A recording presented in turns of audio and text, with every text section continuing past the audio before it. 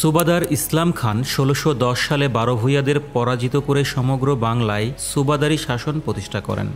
১৬১৩ সালে তার মৃত্যুর পর বেশ কয়েকজন সুবাদার বাংলার ক্ষমতা গ্রহণ করেন।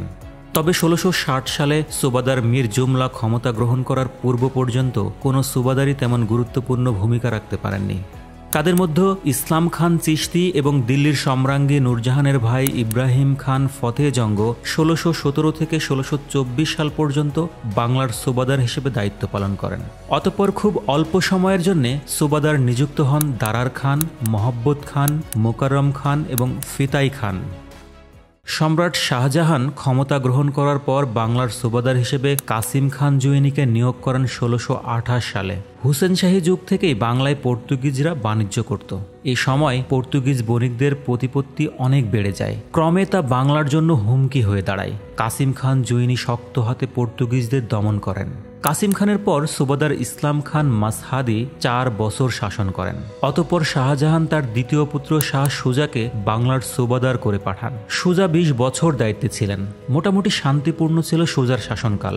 বিদেশি বণিক গোষ্ঠীর মধ্যে ইংরেজরা এই সময় সুবাদারের কাছ থেকে কিছু বাড়তি সুবিধা লাভ করেছিল। এতে বাণিজ্যের পাশাপাশি ইংরেজদের ক্ষমতাও বৃদ্ধি পায়।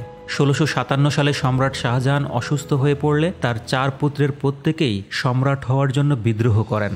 এই সময় আওরঙ্গজেবের সাথে শাহ সুজার দ্বন্দ্ব শুরু হয়। দুই ভাইয়ের যুদ্ধে ১৬৫৯ সালে শাহ সুজা পরাজিত হন।